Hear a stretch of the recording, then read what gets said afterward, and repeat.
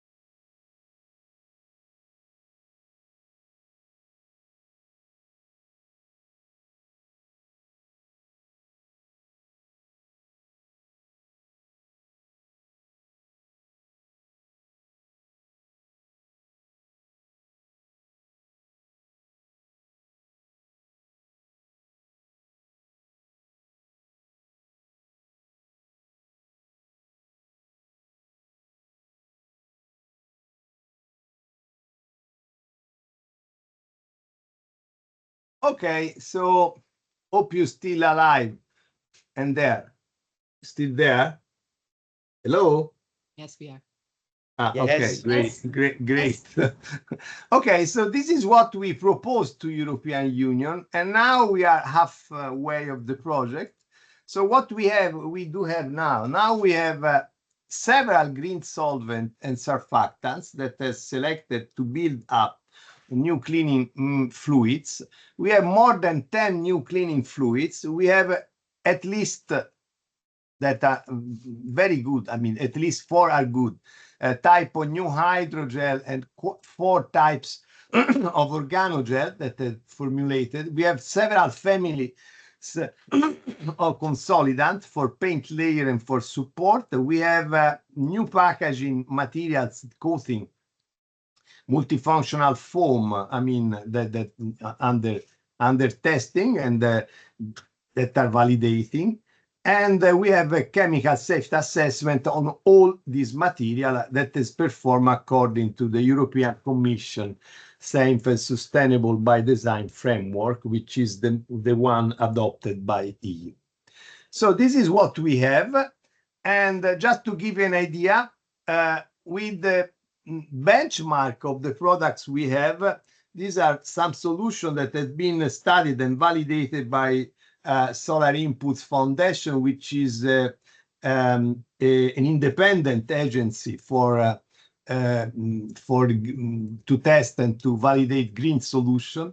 So just to have a look at this, there's for example, the environmental footprint, the climate change, and the climate change according to CO2. And you see this long bar is what we have now on the benchmark, and the blue one, the tiny, is the solution we are proposing. So we have a good improvement over the conventional methodology, and also from the human point of view.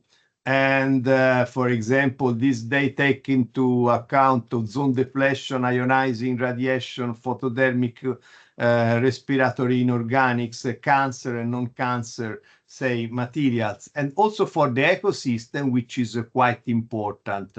Because, for example, due to the ecosystem, some surfactants, very important, the non-ionic, will be out of the market soon because they are not noxious to humans, but just to animals, just to fish.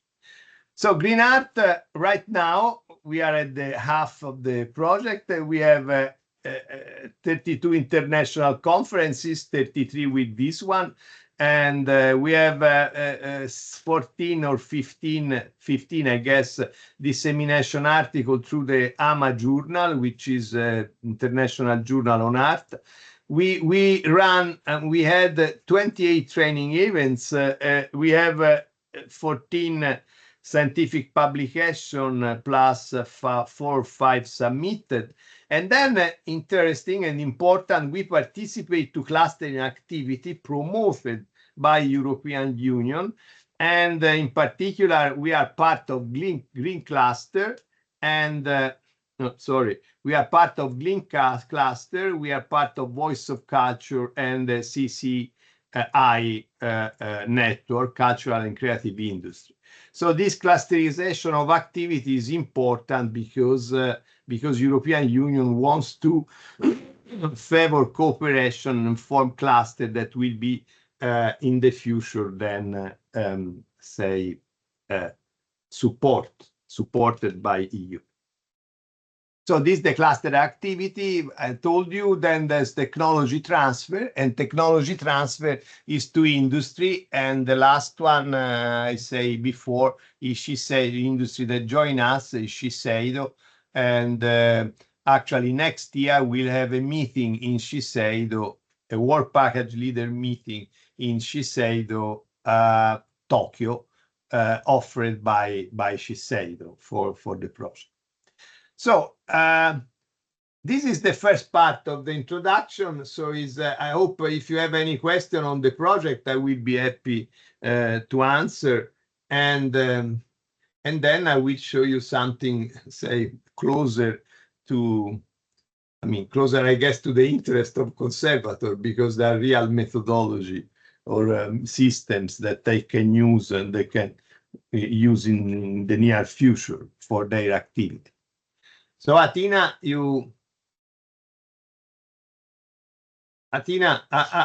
this is the first 20 minutes. Yes, that's fine. You have a question, you have something about questions. Hello, good morning to everybody. So thank you for Professor Bayoni for keeping that precise time schedule. But I think it would be more convenient for everybody to address the questions via email and respond them at the end at the round table, if that's okay for you. For me, it's okay, no problem. So I can go ahead. You want me to go ahead, correct? Okay, fine. Perfect. So one of the activity in GREENART, but also before GREENART was and is the formulation of cleaning systems and gel. And we use gel even for cleaning, but mainly for confining cleaning fluids in order to enhance the properties of the cleaning fluids. If you look at this slide, you will see here in the right part, the bottom right part of the slides, in this corner, there's a symbol, and this symbol is a symbol of the new cluster we are going to form all together with other projects, and this is sponsored by EU, or wanted, say, requested by EU.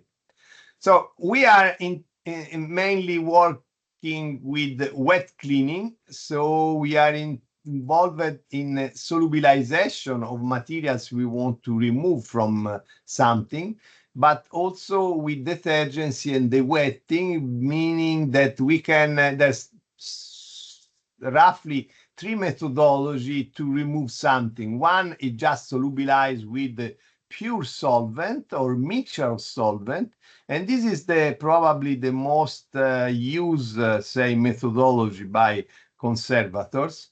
And we can improve the pure solvent by adding, say, surfactant and in this case water, and form a complex system like surfactant solution, so micellar solution or microemulsion. In some case, this methodology, the new system is not, preferred by conservator because they like mainly pure solvent or organic solvent, because they're worried that the use of water in the cleaning can affect, for example, in oil paintings, can affect the paint.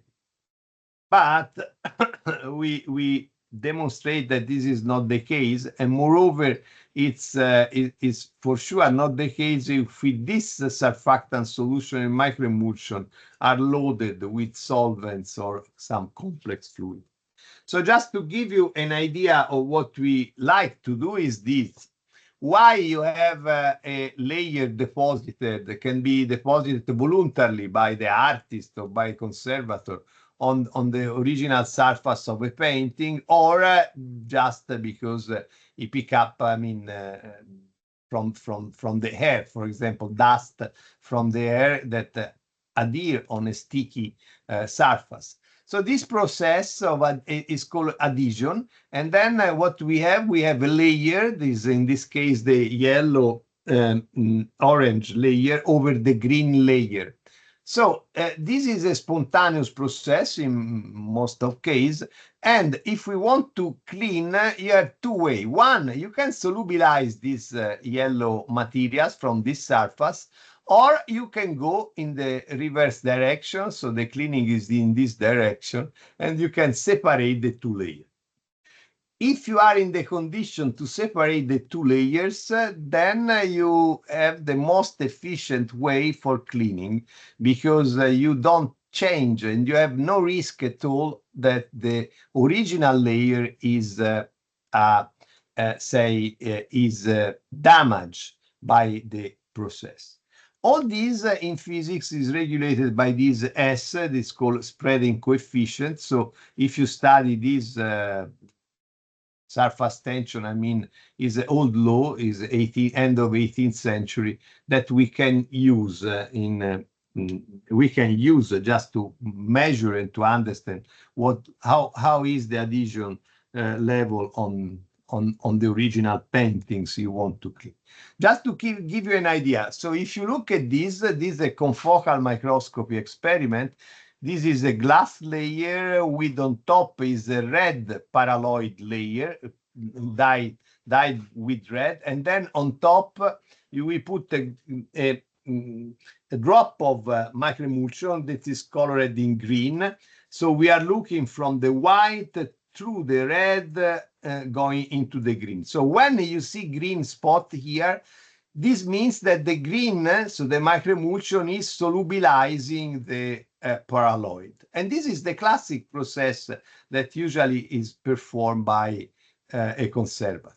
So you see that you can do slightly in different way. For example, here, if you add something else and you promote the wetting, you can see that the surface is cleaning on its own and in a perfect way.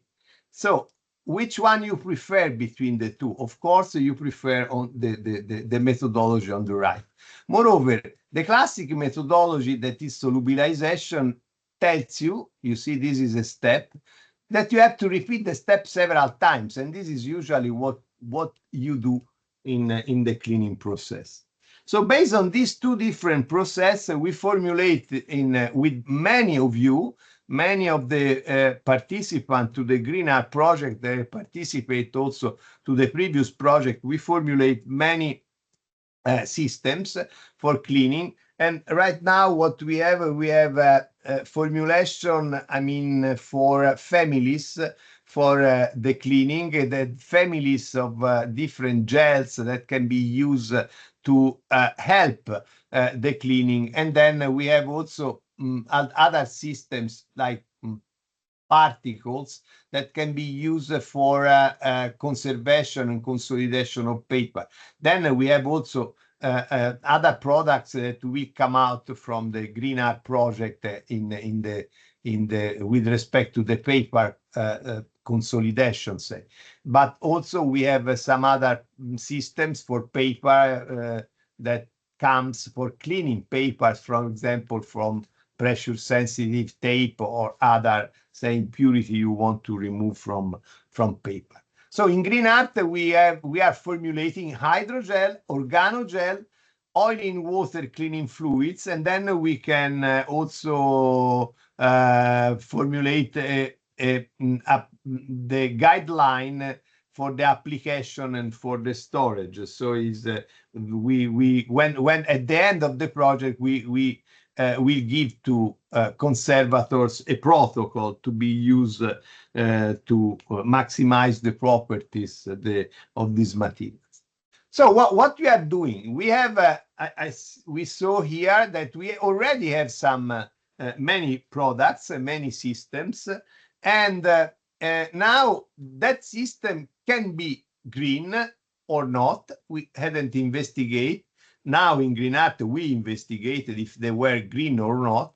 And then we have to reformulate in a green way. So the first thing we have to do is to score the solvent, for example, that we can use for to realize these complex systems. And the score, usually in chemistry, we go from 1, which is unacceptable, toxic, to 3, and 3 is considered green. Then, I mean, we have to do all the rest of the assessment we saw, the 5 steps. So even if you are 3, doesn't matter. I mean, doesn't mean that you, at the end, you get the approval for this. But anyway, it is a good starting point. So, for example, just to give an idea, if you look at the ethoxylated alcohol that are on the market, or sodium lauryl sulfate, which is a surfactant used, or a polyoxyethylene surfactant, you see that the score is 2. So it's not so bad, but even not so good. So we have to go through different surfactants like PEG, hydrogenated castor oil, that is produced same by nickel, which is a partner of the project. And then in this case, you see is 3. So you have to check and see if it's possible to transfer, say, the previous formulation to new formulation.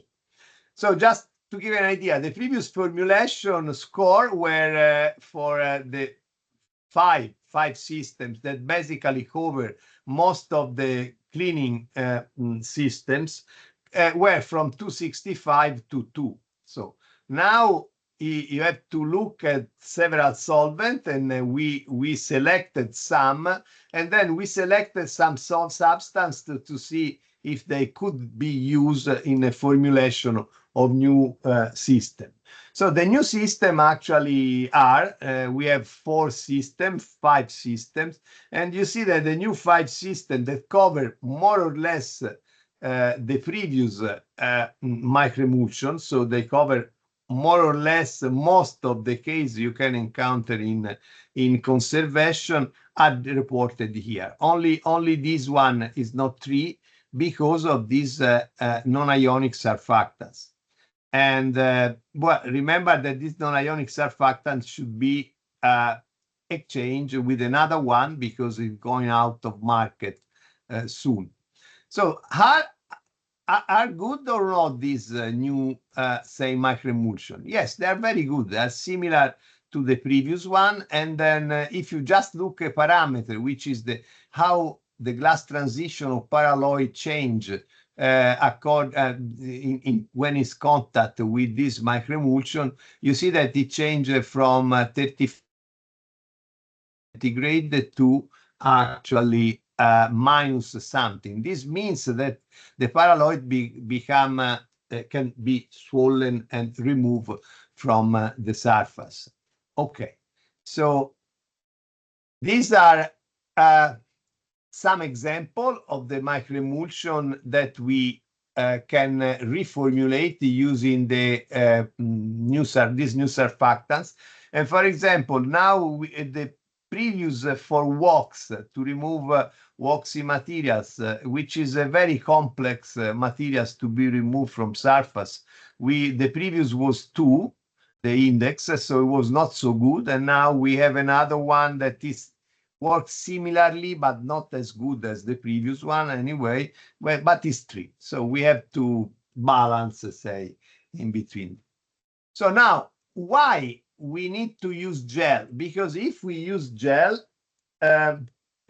we can control the fluids and we can control the activity of the fluids. So gel are used because are the simple way to spatially confine solvent and active ingredients. So the first gel, I mean, there's many gel, even using conservation, but we use chemical gel because using chemical gel, we have a complete control over the tridimensional structure and dynamics of this cage where we want to put the gel. So for example, this gel we use is very elastic gel. And this was the first version called Peggy and was not green. And now we can have the green version, which is similar to this one. And the first version that is green, say, the first version of PVA, polyvinyl alcohol cryogel, that was proposed by Peppas and by Mastrangelo, can be modified, and we can structurally modify them to improve and to control the cleaning capacity of this system. I give you an example. So one of the parameters that is important, we discover is very important to understand the cleaning capacity is pore size. So pore size is related to the cleaning ability, but also another parameters which less intuitive, that is called tortuosity. Tortuosity is extremely important in giving us information on the cleaning ability. So basically, when you have a gel, the cleaning capacity depends on the pore size of the gel and also on the cleaning of the, say, tortuosity.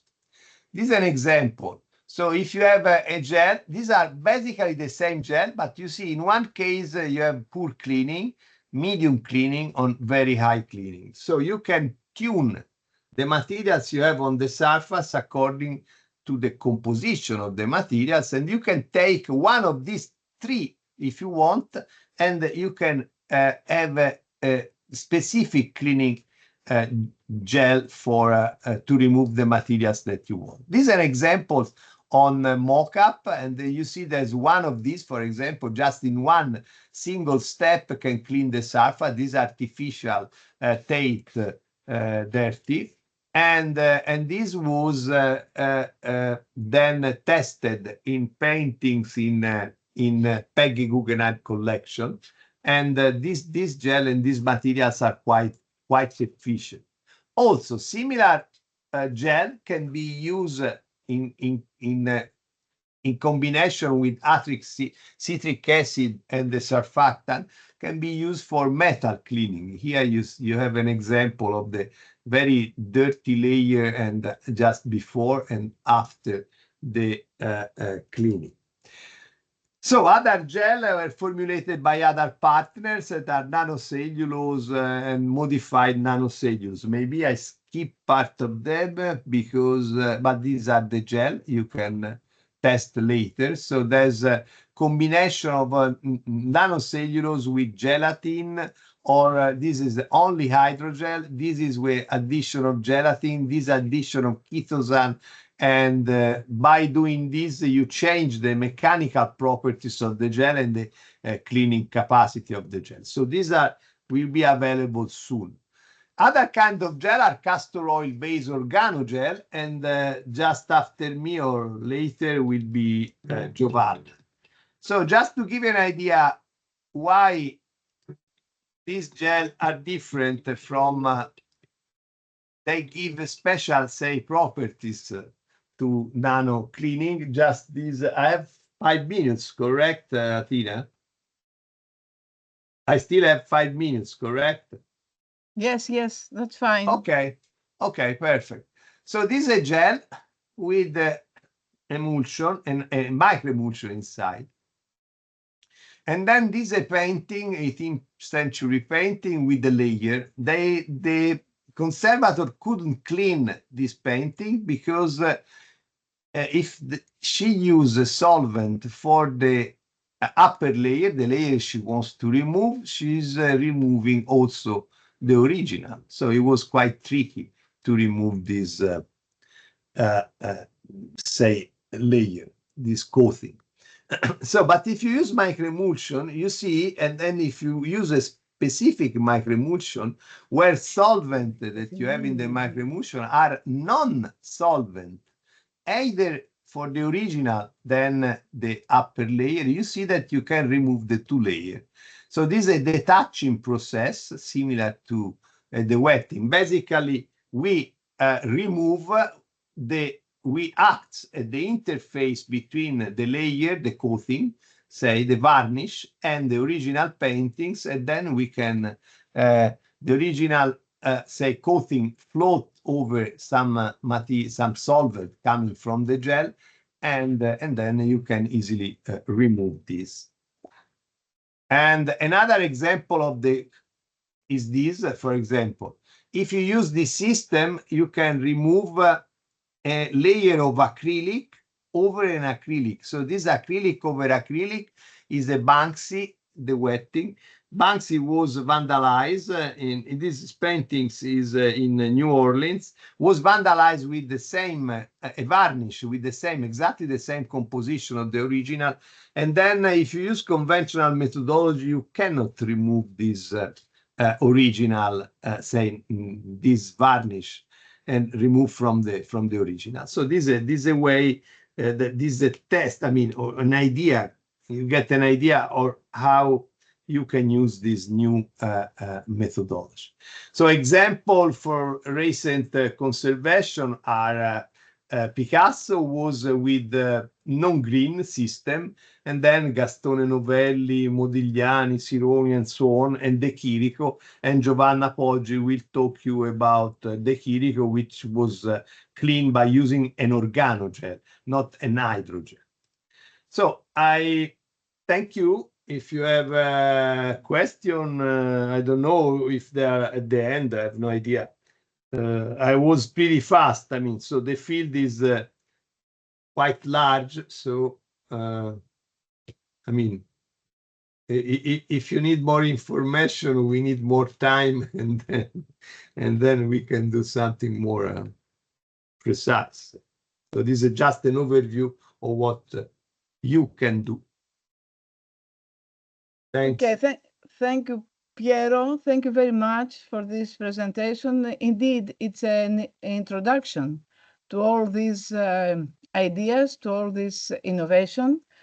And as we said before, the audience can find the email addresses where they can send their questions that will be answered at the end of the session. Now, as said before Piero, we pass to the next presentation by Giovanna Poggi, if I pronounce well the name. Giovanna will speak us about innovative green gels for the cleaning of works of art. She's PhD fellow in science for cultural heritage conservation from the University of Florence, and a student of Piero. She worked as a postdoctoral fellow at National Center for Colloids and Nanosciences in the framework of the European project FP7 Nanofarad, Horizon 22 Nano Restart, Horizon 22 Apache, ERC Graphene Art, and this project, Horizon GREENART. She's currently a fixed-term researcher in physical chemistry at the chemistry department of the University of Florence. And her research mainly deals with the synthesis and characterization of nanoparticles and their application to paper and wood deacidification and to carbonate-based matrices consolidation. She has recently started working on the development and characterization of hydrogels and organogels for the cleaning of works of art and on the development and use of biocompatible polymers in several applicative fields. Okay, Giovanna, thank you very much for participating in this e-conference. And la parole, c'est à vous. Thanks a lot for organizing everything. So to the whole Univa team involved in this, and thanks for the nice introduction. I think you can see my slides, right? Yes, that's fine. Yeah. Okay, good. Just to check. So my presentation starts when the presentation of Professor Vaglioni just ended. So today I'm going to talk briefly about what we are doing in the GREENART project related to the development of green organogels for the cleaning of works of art. So just few introduction about that.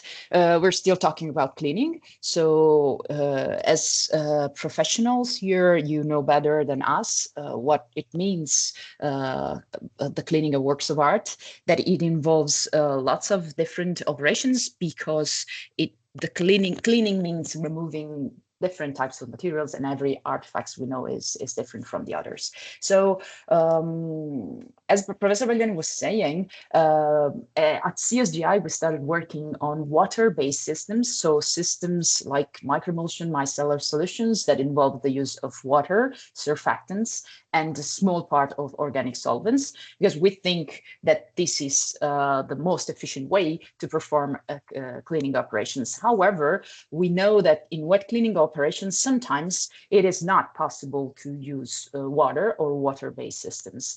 And that means that we have and you have to use solvents. However, there's an increasing awareness of some drawbacks related to the use of free solvents. And some of these are listed in the slides. So when you use free solvents, you have no control of a cleaning action.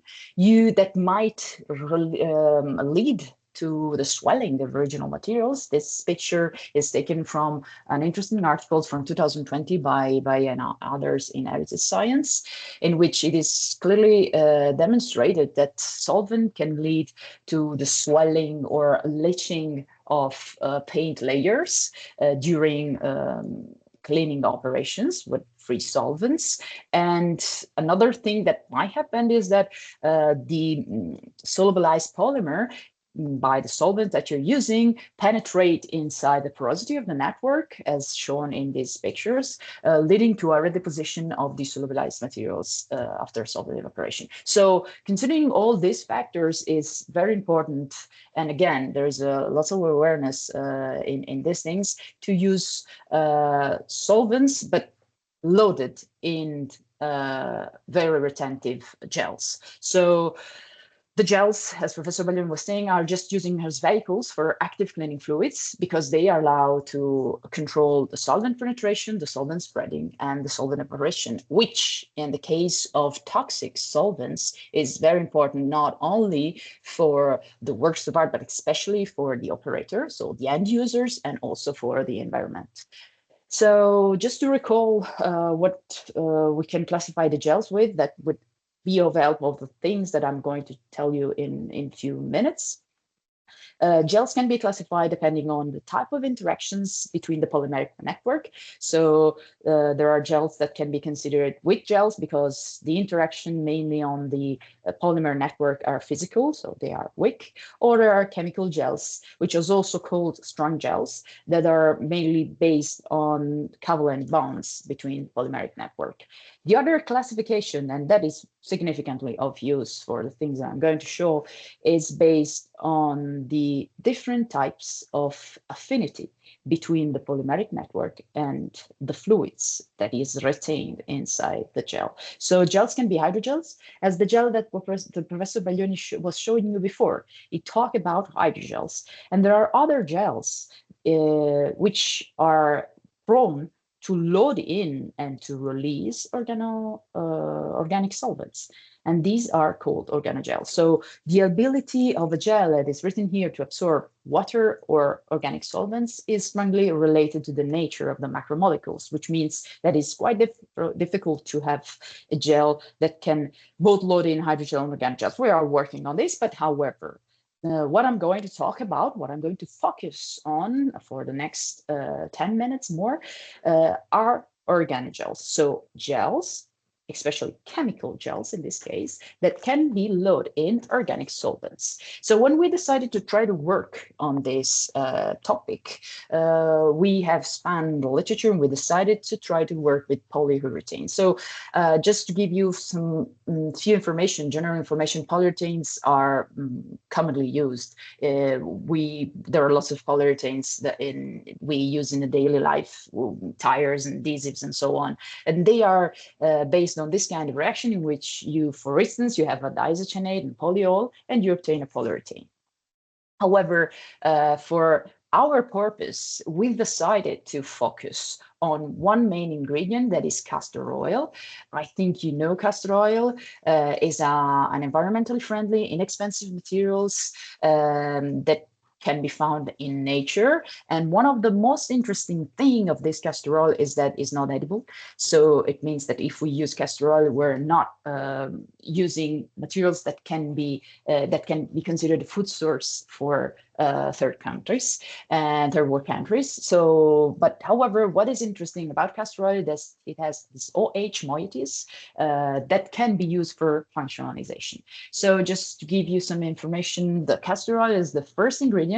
Then we use isocyanates. There are several. We are working on several isocyanates. Most of them are bio-based compounds, so still green and sustainable, as the GREENART project is working on.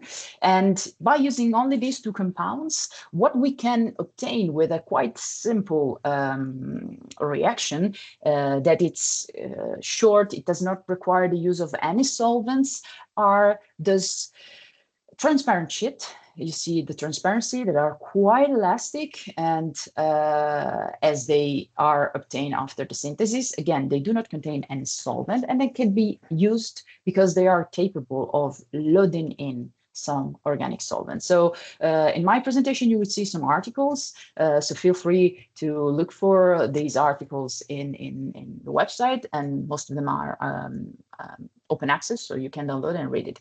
Just to give you some hints on the things that we are doing. In the graph here, I'm just showing you that changing the composition of our systems, we can obtain gels that have different mechanical properties in simple terms, which, as you can understand, it's very important also for what concern the applicative purpose of these materials. We do want to have something that can be easily handled, that do not leave any residue on the surface. And this picture just shows you that the gels do not contain, when they are prepared, they do not contain any solvent, but they can be loaded with solvents by simply immersing the gel in. So this was just the first trial, the simplest system that we started working on, and just an example of how these materials are applied and it can be used. So these are 4 visible light of a sample, which mimics a surface that is very water sensitive. That's the reason why we have to use an organogels over this surface is a water-based color, like a gouache. And over these mock-ups, there is a varnish that is acrylic ketonic varnish, so a varnish that can be removed with some organic solvents. And it's not so easily seen in visible light, but with the UV light, it's clear that the presence of the varnish changed the visual aspect of the samples. And in these spots here and here, we applied an organogel loaded with xylene and pentanol. That was the first trial. And we clearly see that in UV light, the removal of the varnish to go back to the pristine aspect of the sample can be obtained with the gel. And this is also confirmed by some more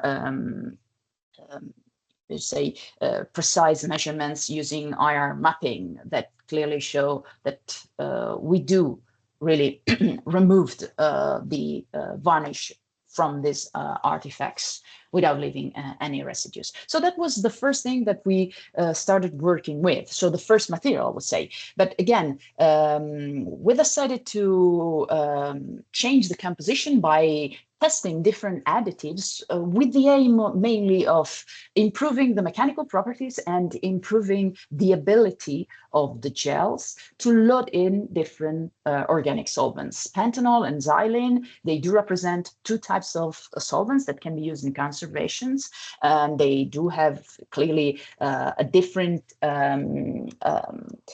polarity. But however, we are going, or we want to try to obtain materials that are capable of loading lots of solvents. And one of the tests that we have conducted are related to the addition of a PEG hydrogenated castor oil. So still something that is bio-based and biodegradable. This is produced by Nico Chemicals. That is one of the partners of the project. Still the gel are transparent. And in this case, I'm just showing you one type of application, and the type of application we have obtained, or the effect that we have obtained loading these gels with ethyl acetate and diethyl carbonate for the removal of pressure-sensitive tape from paper. I think that some of you are paper conservators and might know, are aware of the fact that on some types of paper-based artifacts, it would be better not to use water, or it's impossible to use water-based systems, even if retained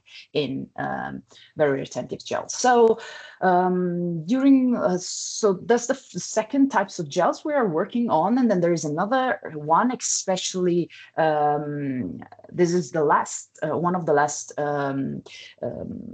research that we are performing. The idea here is always more or less the things that I told you. So to try to synthesize specific additives in this case that can be used to enrich castor oil polyurethanes, so our organogels, to try to tune their properties. So in this case, we have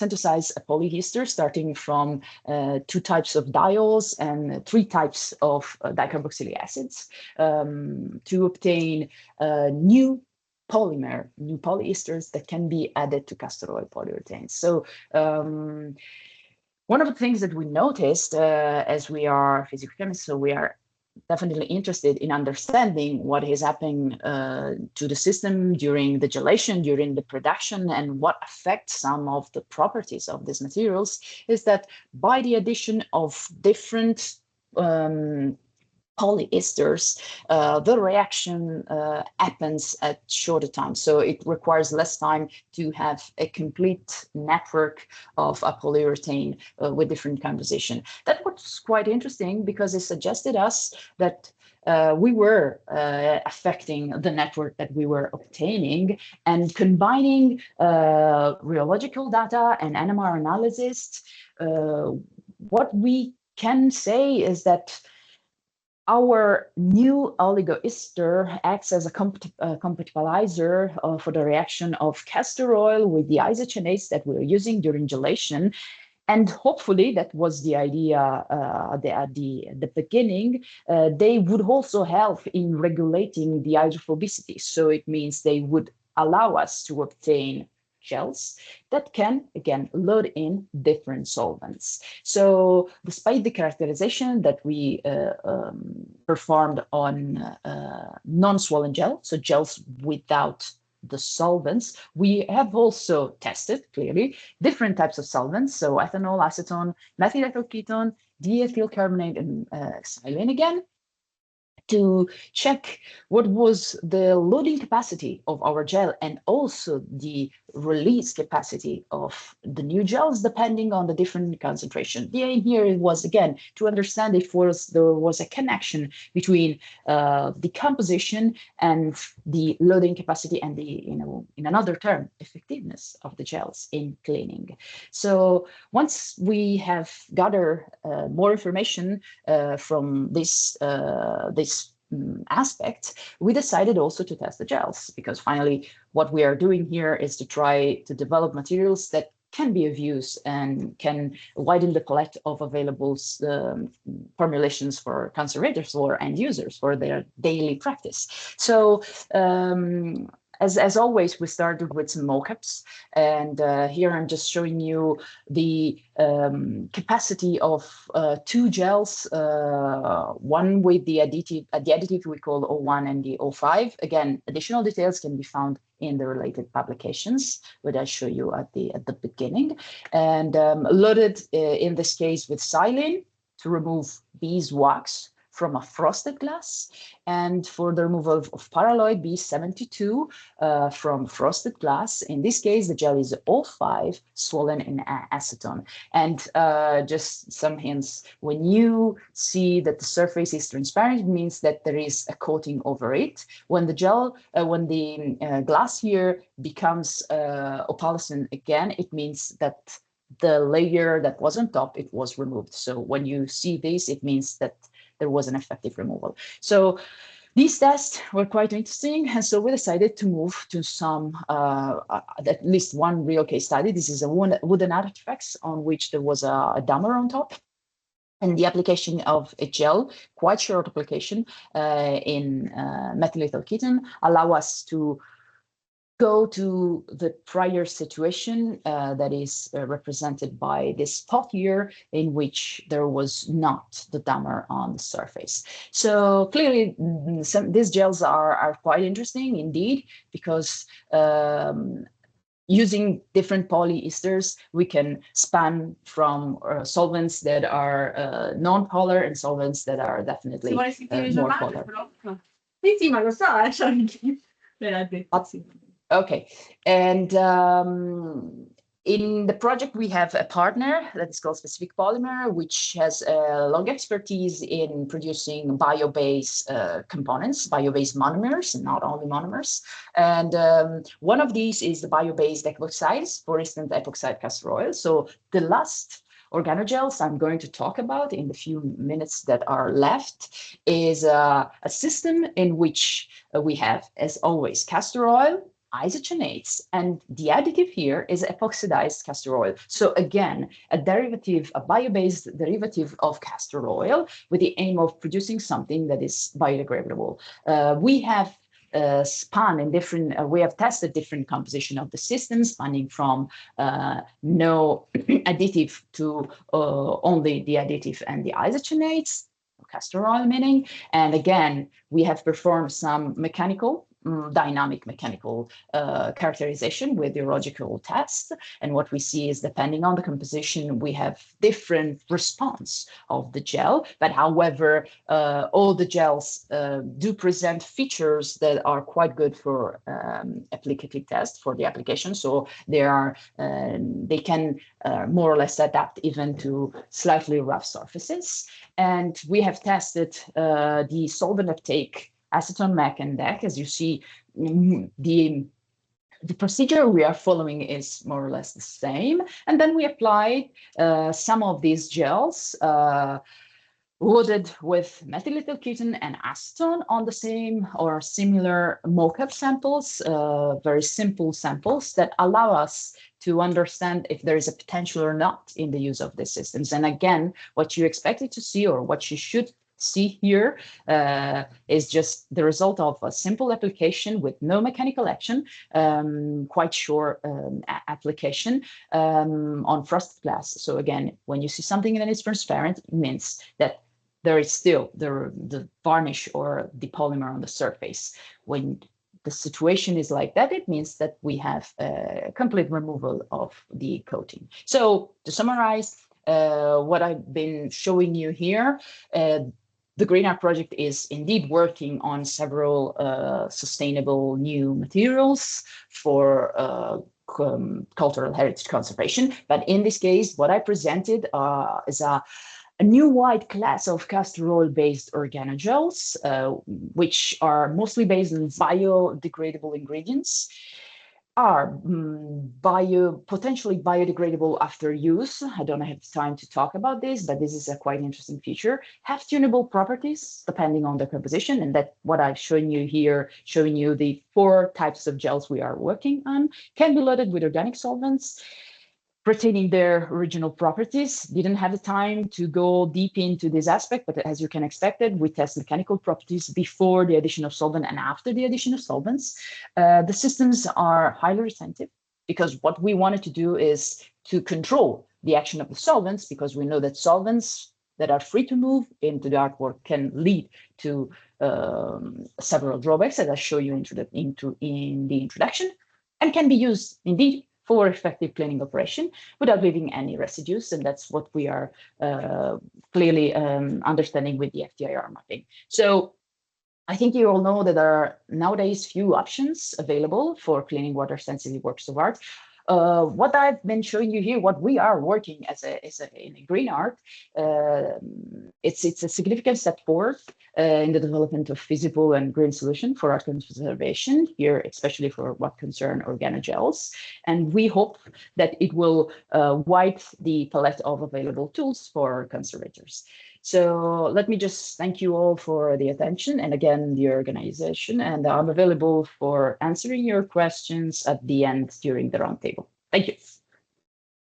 Thank you, Giovanna. Thank you very much for you shared us all the information and your passion, yours and your colleagues, for the organogels.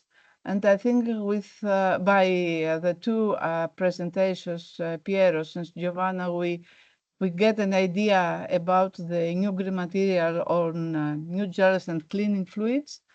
And we can pass now to the next group of green materials, the coatings materials.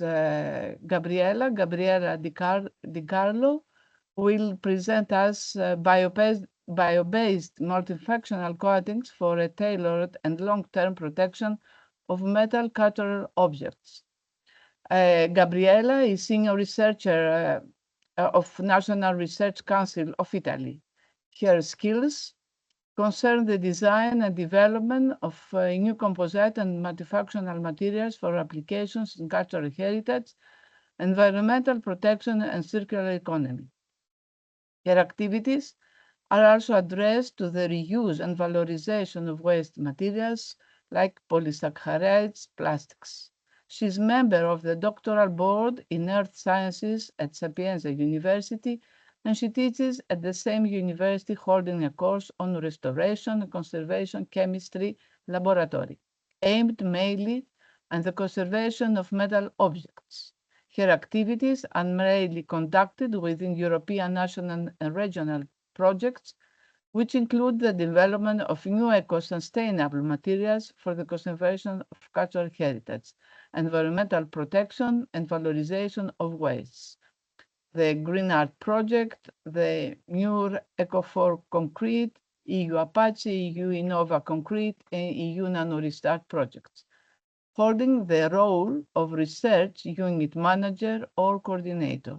She is co-author of 90 publications in international journals, which have received more than 3,090,000 citations and has a high index of 32. Gabriela, thank you for participating in this event and supporting this event, and we are listening to you. Thank you very much. Thank you very much for the introduction and good morning. So I'm going to share the slide. Just one moment.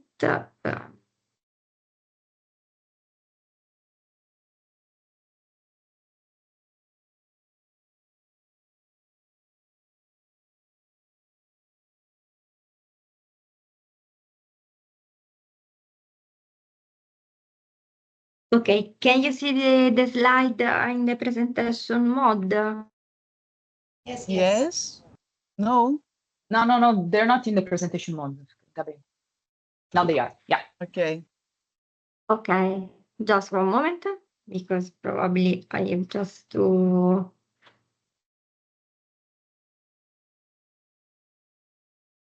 change.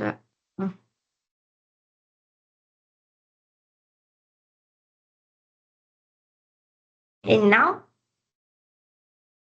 That's fine, I think. It's in the presentation mode or Yes, it's in the presentation Yes. mode. Okay, thanks, perfect. So thanks again for the introduction and for the invitation. Today, as you already said, I will talk about the new coatings that we are developing within the GREENART project in collaboration with all the partners involved in WP3. In particular, I will talk about the activity conducted in the CNR ISM group. Okay, just a few words to say that there are, of course, different conservation needs in the protection of metal objects, depending on the composition of the object, but also depending on the surface finish, since we can have object with a shiny surface or and with different state of conservation. So it is really very important to select the best protective materials depending on the specific case studies. So we start to work on this topic many years ago. In particular, we start to work since about 10 years on the development of new co-formulations based on biopolymers for the protection of metal cultural objects. And within the Nano Restart project, we worked on new protective materials, in particular based on chitosan, which is a biopolymer produced from the crustacean shells. These polymer coatings were functionalized with corrosion inhibitors like the benzotriazole, which is one of the most widely used in the protection of metals, and the mercaptobenzodiazole, which is less toxic. And in order to evaluate the protective performances, we conducted accelerated corrosion treatment, and we observed that the percentage of the corroded surface area obtained based on the optical images, of course, is lower when the benzotriazole is included in the formulation. And in addition, we also performed the aging treatment in real conditions by storing the coated and uncoated discs in an indoor environment without control of temperature and humidity. And after only 15 months, we start to see that the uncoated surface is slightly modified due to the formation of alteration products. But in addition to the protection of bronze, we also worked on the protection of silver substrates by using the sterling silver, which is the most widely used substrates for silver, for the production of silver objects. And by applying also on these substrates chitosan coatings with and without the corrosion inhibitor, we observe that a high transparency is maintained. And in addition, we observe that by performing accelerated corrosion treatment, when the benzotriazole is included in the formulation, we see that the efficacy in the protection of the substrates is better because the benzotriazole is able to inhibit the slight modification that we observe, in particular in the copper enriched area. And the behavior is with benzotriazole and chitosan is similar to that observed for the benchmark, which consists of an acrylic resin added with benzotriazole. All these protective treatments are completely reversible because by scanning electron microscopy, we can see that the coatings can be completely removed. When the treatment are performed in real conditions, so we left for about 30 months the coated and uncoated disc inside a wooden box in the presence of paper, leather, and plastic, which promote the release of degrading species, we observe that the uncoated disc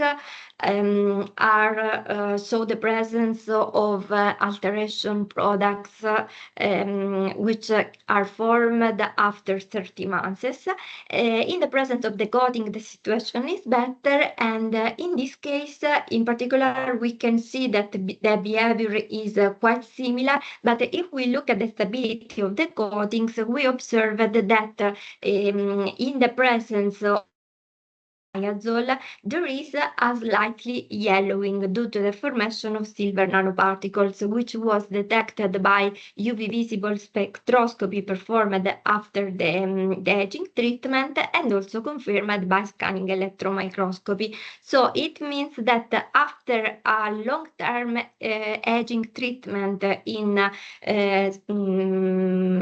natural conditions, we can say, or at least in more real conditions, we observe that the coatings performs better in terms of stability when we don't have the addition of benzotriazole, which is quite interesting, like as a result, but should be improved. So within the GREENART project, our target is to work on formulations based on biopolymers and to improve the stability of the coatings, the long-term protective action, and at the same time to improve also the sustainability of all the formulations. So we want to use biopolymers, but also green additives and fillers, which are included in the protective coatings, thus improving the efficacy and the sustainability. The new coatings are developed in order to protect metal objects, like those based on copper and silver, but also to be applied also in other substrates, like for example on ceramics. And other partners working on in the GREENART project are developing new formulations also for iron alloys, but also for glasses and canvas, for example. And so this is our main target with the GREENART project. So we want to combine protective coatings based on biopolymers, mainly produced from renewable sources, with functional additives to produce composite and multi-layered materials with enhanced protective action. We are working in parallel on two different topics. So we are working on formulations for the passive protection and on formulation for an active protective action. Regarding the first class of materials, in particular, our target is to improve, in particular, the barrier properties of the coatings. So we want to avoid the interaction between metal substrates and aggressive degrading agents in the liquid, vapor, or gaseous state. And in parallel, we want also to shield, for example, the UV light when there is a problem of stability of the coating. In parallel, we are working on the active protection of the substrates by using green corrosion inhibitors, which can chemically interact with the substrate, stabilizing the metal surface. And we are including in the formulation nanocarriers, which can act as a reservoir of corrosion inhibitors, which can be released only when necessary, and also on the addition of particles, which can act as nanotraps by removing the aggressive species. Which are the main requirements? So first of all, of course, we want to prepare materials and new formulations which are effective in the inhibition of the degradation processes, but in parallel, since we are developing materials for cultural heritage, we want to preserve the original appearance of the metal substrates. And the new materials also should be easy to use, safe for the metal objects, but also for the conservators and the environment. And of course, we are working on removable coatings, since the new materials should be completely removable. The commercial benchmark that we have selected in this moment mainly consist of acrylic resin and with and without benzotriazole. And regarding the selection of materials, we decided to compare different biopolymers. So in addition to chitosan, we are also working on carboxymethylcellulose, alginate, pectin, and zein. And these polymers have been functionalized with green dissolution agents and green corrosion inhibitors. And we are working in collaboration with the other partner of the project on the definition of a protocol for the characterization and validation of the new materials. More details will be provided by the group of the University of West Attica. But we are taking into account, for example, changes in the transparency. We are performing colorimetric measurements, but also we are taking into account, for example, the permeability to water and the surface wettability, which are really important, in particular to improve, for example, the barrier properties of the coatings. But we are performed, as showed before, accelerated and natural aging treatment. In these pictures, you can see, for example, a thick film prepared to study the permeability to water vapors, and we can appreciate the high transparency of this film. Today I will mainly talk about the new formulations based on chitosan, because we are working on different polymers, but again, chitosan is one of the best performing materials, because by using this polymer we have different advantages, because it can be produced from the waste of fishing industry, is water soluble, and we have high fill forming ability, and a good transparency both in terms of solutions and coatings. So by using chitosan functionalized with green dissolution agents, we prepared the new chitosan coatings, which were compared with the formulations developed in the past years, and of course with the benchmark, so with an acrylic resin. And in order to evaluate the protective efficacy, we performed accelerated corrosion treatment by exposure to chloridic acid in the presence of water vapors, of course, at 50 degrees inside a closed vessel. And after 10 hours of corrosion treatment, we observe that the uncoated substrate is completely degraded, and in this case we use the aquaternary copper-based alloy. And if we look at the coated disc, we observe that after 10 hours, both the chitosan formulations are effective in the protection of the metal substrates. By using the acrylic resin, we start to observe some spot due to the formation of alteration products. Of course, we have to say that in this case, we are considered all coatings without corrosion inhibitors, just to evaluate the protective efficacy of the polymer matrix. And in addition, we also performed the natural aging treatment in an indoor environment, and we observe in this case that the new chitosan formulation is more stable. So it means that we can maintain a high transparency and with time, because after 10 months in the previous formulation, we observe like a decrease of the transparency. By using the new green additives, we can significantly improve the long-term stability of the coating, and a similar behavior was observed both on bronze and silver substrates. In order to improve the protective efficacy, new additives and fillers were added to the most promising formulations. So we want to improve, as I said before, the long-term stability, to enhance barrier and protective properties, and to confer to the materials an active protective. We are using lignocellulosic fillers from Unicamp, University of Campinas, in collaboration with a group of CSGI in Florence, and we are using cellulose nanofibrils, cellulose nanocrystals, and lignin nanoparticles. But in parallel, we are working on composite materials prepared in collaboration with the fourth group in Athens with the group of Professor Galliotis, and we are using 2D materials in order to prepare composite and multi-layered coatings.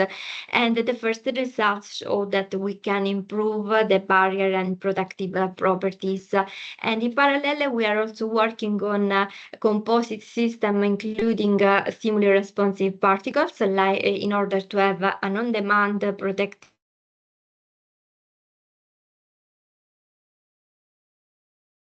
of stimuli which are related to the corrosion processes, like, for example, the pH decrease and the presence of chloride species. One of the class of materials that we are considered are the layered double hydroxide. In this case, the corrosion inhibitor in the anionic form is intercalated between the different layers and can be replaced by chloride ions, which the release of the protective molecules, thus improving the protective capacity of the coatings. And in this slide, you can see some of the mock-ups that we are using and that we prepared and which are available for the validation of the protective materials. In particular, we are working in this moment on silver and bronze with a polished surface, but also in the case of silver, we are using as cast and laminated substrates. Regarding the bronze, we are also performing some tests on mock-ups with an archaeological patina, but also copper substrates with other outdoor and artistic patinas are available for the validation, and this is really very important in order to validate the substrates before the application on case studies. This activity in close collaboration with conservators, in particular with the Italian Ministry of Culture, with the Peggy Guggenheim Museum, with the Hungarian National Museum, the Museum of Fine Art in Houston, and with the University of West Attica. You can also find more details also in an article which was recently published in the Art Media Agency, and more details are also available on the GREENART website. And here you can see also a QR code if you want to have access to some of our papers. And I just want to show also some preliminary. Antes, ¿he quitado esto? Ya. So Adina. Yeah, somebody has left his microphone open. So if you like to close it. Okay, thanks. Okay, Gabriel. Thanks. And then I would like also to show some preliminary tests that we are performing in collaboration with the Italian Ministry of Culture, so with Isabella Pierige. We performed, we applied on mock-ups the first formulations that we prepared. If the formulation is not the final one, so the optimized system, we already performed the preliminary test on bronze disc with a shiny surface and with a surface patina, and also on silver laminas with a polished surface. So these formulations were applied in order to evaluate the ease of application, and also, for example, the effect on the visual appearance of the substrates in collaboration with the conservators. And the feedback was quite good because they don't modify an advantage compared with the acrylic resins. In addition, the risk of leaving brush strokes after the drying is greatly reduced with respect to the commercial benchmark. So based on the positive feedback obtained from the laboratory test and from the application test performed with the conservators, preliminary applications were performed on a bronze archaeological basin by using the GREENART formulations and also the benchmark which was applied, if I remember well, in this area. And of course, a part of the basin was left untreated for comparison, and we are performing, for example, colorimetric measurements, which with the new GREENART formulations based on biopolymers. And we are continuing the treatment of this piece of based on bronze with a surface patina. So I want to thank, of course, all the ISMN team, the coordinator, all the partners involved in the work package on the development of protective coatings, and thank you to the University of West Attica for the invitation, and thank you for your attention. I will be available during the roundtable for questions. Thank you. Thank you, Gabriela. Thank you for communicating us the new approaches for coating materials, and sharing with us the different cases to protect metal cultural objects such as copper and silver, and the way these materials interact with their surface to improve protection properties. Okay, for questions, note please again that you can send questions to the two email addresses you see in the chat, and we will try to answer them at the end of the session.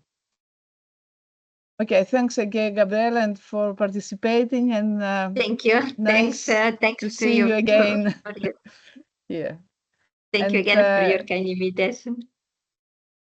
You're welcome. And we are staying in this field of coatings material.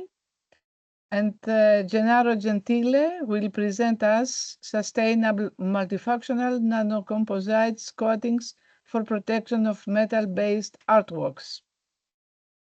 Gennaro is a chemist, senior researcher at the Institute of Polymers, Composites and Biomaterials, IPCB, of the Italian National Research Council. His research activities are focused on polymer science and technology, with particular attention to smart, nano, and microstructured polymer-based composites and quantics. Scientific coordinator of the Laboratory of Scanning and Transmission Electron Microscopy of IPCB CNR, and scientific responsible of several European and Italian research and development projects. Gennaro Gentile is co-author of about 200 scientific papers published on international journals and 5 patents. His current ID index is 41. Gennaro, thank you very much to be with us today. And είμαστε όλα αυτιά, we are hearing you. I said it in Greek. Thank you.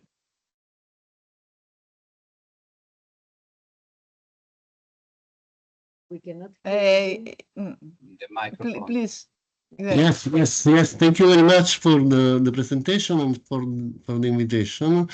And can you see my screen? Yes. Can you see the presentation? It's not in presentation mode. Yes, exactly.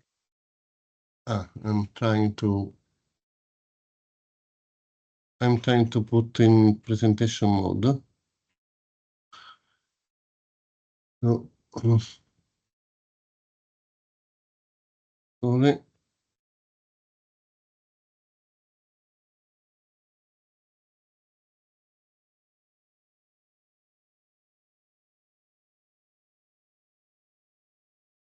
It is now in presentation mode? No? No. Yet. Not yet.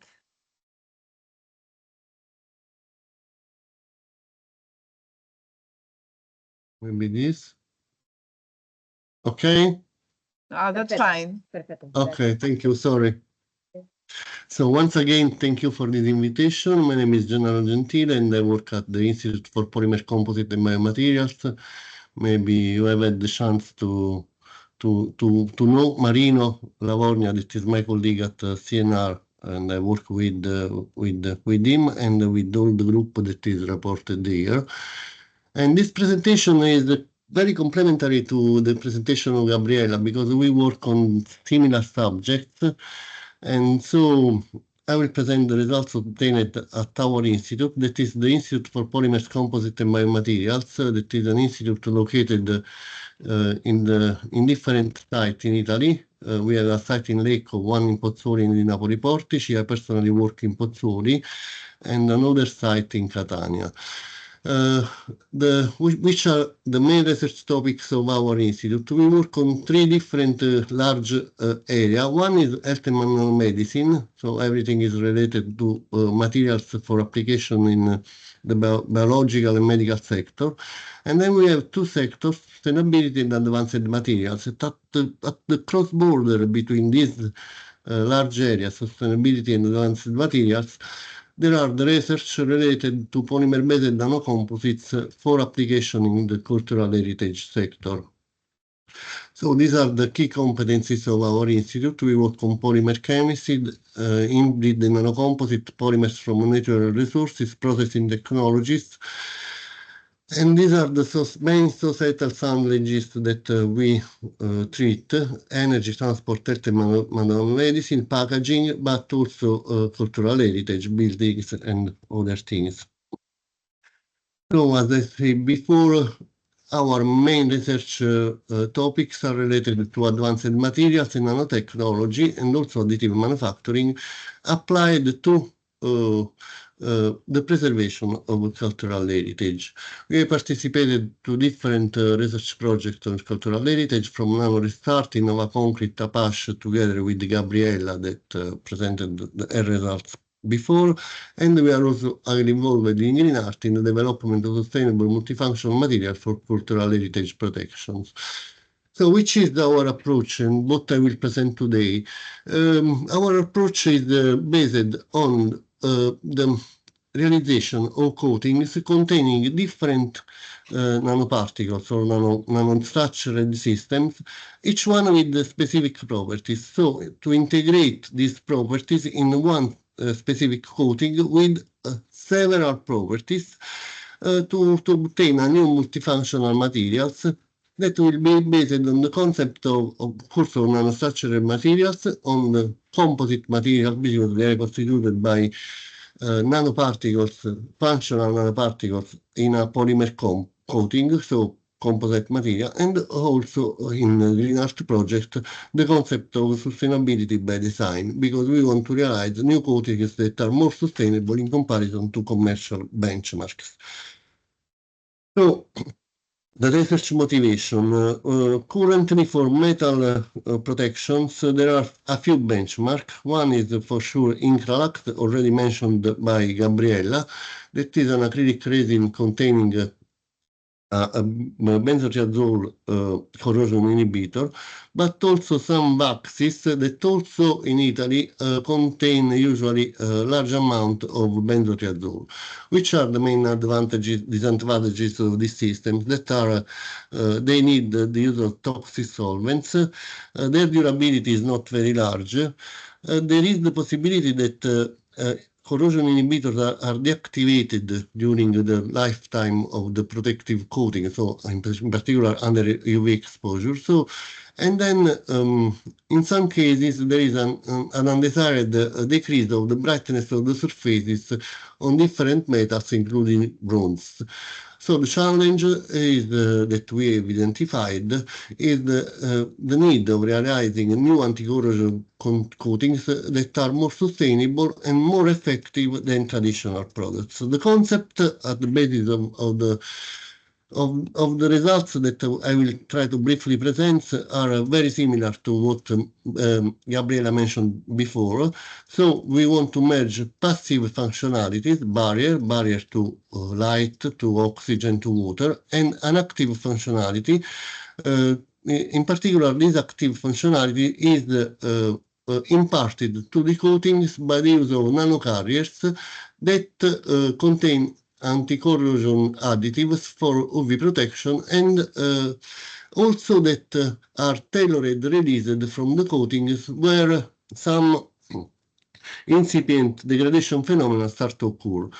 So what I will present is some results on the development of stimuli responsive nanocarriers. In the second part of the presentation, some results on nuclei-derived polymer matrix alternatives to what presented by Gabriella.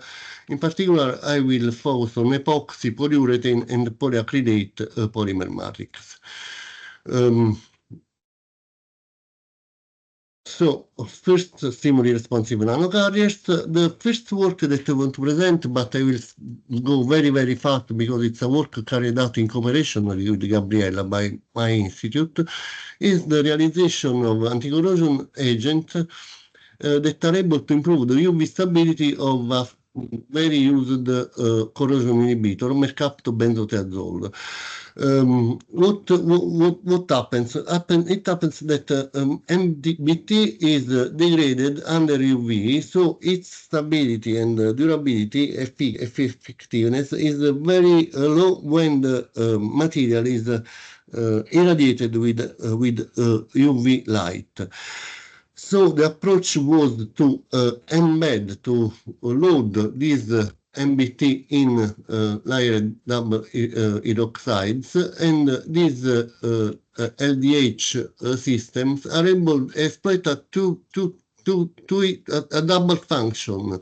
One is to protect MBT by UV degradation. The second is that MBT is released under selected stimuli. In particular, as you can see on the figure on the right, you can see that the release of MBT is promoted by the treatment of the substrate with a natrium chloride solution. So there is a triggered release of the corrosion inhibitor upon external corrosion-related stimuli. Sorry for I want to pass to improve the compatibilization between the polyvinyl alcohol HABOH coating, polymer coating with the substrate. We have used a polyallylamine amine that was used to improve the adhesion and the affinity between the polyvinyl alcohol substrate, the polyvinyl alcohol coating and the metal substrate.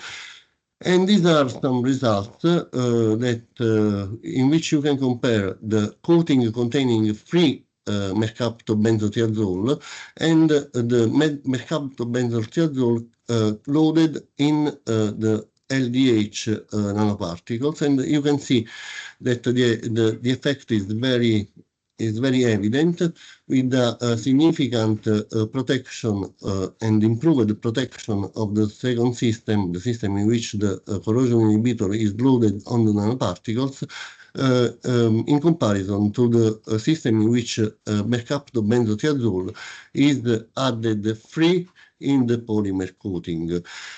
So LDH is able to protect the anti-corrosion agent from UV and to improve the effectiveness of the coating. The second system and some systems that I will present later are based instead on the use of mesoporous silica nanoparticles. So we developed a system, a synthetic protocol for the easy synthesis of mesoporous silica nanoparticles that are nanoparticles with high surface area and porosity. So they are very good to load different agents because they are very effective as nanocarriers.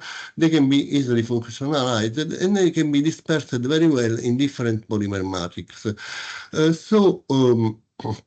This is nanoparticles that we synthesized, silica nanoparticles with an average diameter of about 90 nanometers, with a very large surface area and with a very good porosity that can be exploited to load different anti-corrosion agents inside. In this system, we loaded the nanoparticles with BTA, so benzotiazole, that is another anti-corrosion agent. And what it is very important, we developed a system that is based on the use of copper ions to complex BTA and to block the BTA inside the nanoparticles, preventing their immediate release. So we are able to load a very large amount, about 28% of BTA inside the nanoparticles, and the BTA is blocked inside. Then it can be easily released by low or high pH, at low or high pH, so in acidic or in basic conditions. And so we can have a controlled release of the BTA that is poorly released at neutral conditions, so at pH 7. So BTA can be kept inside the nanoparticles when you apply the coating, and then it is released and exploit its anti-corrosion function only when the system is exposed to acid or basic conditions. These are the results of an accelerated aging treatment with hydrochloric acid, and you can see that when the benzotiazole is loaded and blocked with the copper ions in the coating, the protective effect is much more evident than in the case in which BTA is freely dispersed in the in the polymer coating. The third system that I want to present is slightly different from the previous one because it exploits also an active function. Because in this case we blocked the BTA with silver ions. Also in this case, BTA is complexed by the metal ions by silver, and also in this case, the loading is very, very relevant. So we are able to load the nanoparticles with about 20% of BTA. What happens in this case? In this case, it happens that at low and at high pH value, BTA is released. But in this case, it's not only released BTA that works as an anti-corrosion agent, but it also silver ions are released, and they are able to trap chloride ions present in a corrosion environment. So we do not have only the controlled release of BTA, but also the released silver ions are able to capture the chloride ions. You can see this in this slide, in which you can see that the release is very, very, very fast only at high and low pH, but is negligible at neutral conditions. But you can also see that silver ions are able to intercept chloride ions responsible of corrosion pits formation. In this slide, you can see the effect on a metal substrate. And you can see that, in particular here, not only the effect of the system blocked with silver is very, very more effective in comparison to the system in which BTA is applied freely in the coating, but also you can see that when the system is exposed to chloride ions, you can see that there are some white spots here that derive from the formation of silver chloride nanoparticles formed by the formation of a salt with the silver released from the nanoparticles. So long-standing efficiency of the coating, acrylic coating containing mesoporous silica nanoparticles with the BTA silver anti-corrosion systems, but also capture of chloride ions by released silver. The fourth system that I will present here is a system different, in which we, in this case, we do not exploit the possibility of complexing BTA with metal ions, but a system in which we grafted, covalently grafted benzyl chloride on aminated mesoporous silica nanoparticles. In this case, you can see that benzyl chloride is grafted on the mesoporous silica, and then in non-neutral conditions, what is released is benzoic acid that can well work as an anti-corrosion agent, for sure more safe than benzotriazole or mercaptobenzothiazole that are the systems presented before. So here you can see some details. This is the release of benzoic acid from mesoporous silica nanoparticles when they are grafted with benzoyl chloride. And here you can see on the figure B the release of benzoic acid from the acrylic coating. So we evaluated not only the release of benzoic acid from the nanoparticles, but also the release of benzoic acid within the acrylic coatings. Here you can see TGA that demonstrate that the amount of grafted benzoyl chloride is quite important, so about 20%. And so also this system is very effective, and we demonstrated this not only by AF analysis that was performed by University of Naples, in which we demonstrate the long-term durability of the coatings based on mesoporous silica nanoparticles grafted with benzoic acid, but we also demonstrate this by visual inspection, microscopic visual inspection of the treated substrate, where it's clear that when only the acrylic coating or the acrylic coating containing free benzoic acid is applied, there are some evident spots of degradation. And when the acrylic coatings contain mesoporous silica nanoparticles is applied, the presence of large spots is significantly reduced. Some analysis also confirmed this because the coatings with acrylic or acrylic-free benzoic acid is applied after 3 weeks of exposure to a solution of natrium chloride.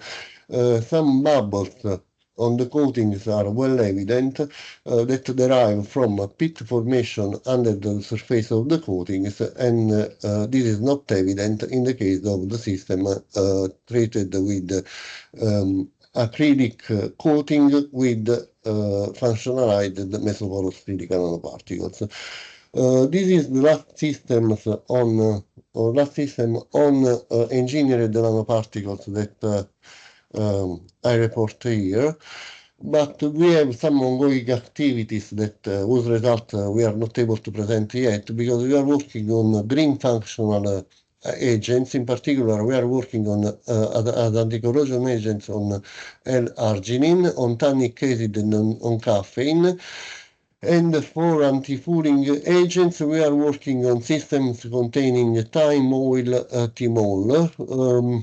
In this case, the challenge that we are trying to solve is the design of effective blocking stimuli responsive release, because the main problem is that in this case we have to find some complexation systems that are able to prevent the immediate release of these agents from the nanoparticles when we load this agent in the nanoparticles and we apply the nanoparticles in the final coating. So we are working on this. I hope that we will have some interesting results to show you in the next future. Then very briefly, I want to move to bio-based polymer matrix. Gabriela presented very interesting results on chitosan, on cellulose, on vein, on different bio-based polymer systems. As you know, we work in GREENART in cooperation with Gabriela, but our activities are slightly differentiated from what Gabriela presented, because we don't want to find biopolymers that are obtained directly from natural sources, but we want to realize the new polymer matrices that are obtained from bio-based monomers. So we selected polymers that are usually applied in conservation, epoxy resin, polyurethanes, and polyacrylates, and we are trying to find matrices, polymer matrices with properties comparable to that of current commercial products, but obtained from bio-based monomers. For epoxy, we already obtained very interesting results using a furanderide bis-epoxy monomer. We already published these results in different papers. So we prepared a new epoxy resin obtained from a biomonomer obtained from sugar, so a furanderived monomer. We cured this monomer in presence of the amines or anhydride, and we obtained coatings that are very good in terms of mechanical and adhesive properties. So the coatings are highly homogeneous. We applied them on different metal substrates. For instance, you can see that here we had some problem in the application of the coatings that are not homogeneous, but we solved this by improving the wetting properties of the substrates. On this, we work mainly on aluminum, but we are trying to move to different metal substrates. In this case, the problem is that the coatings are not very show some drawbacks, very important. The coatings are yellow to browns, so they are for sure not suitable for coatings in cultural heritage. And polymers are non-linear, so they are lightly cross-linked, so they can be considered irreversible coatings. But for sure, these systems are very, very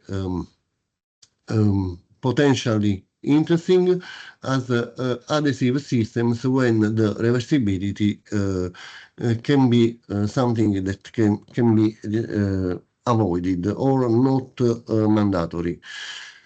Then we have worked and we are still working on the synthesis of new biopolyiroxyureanes.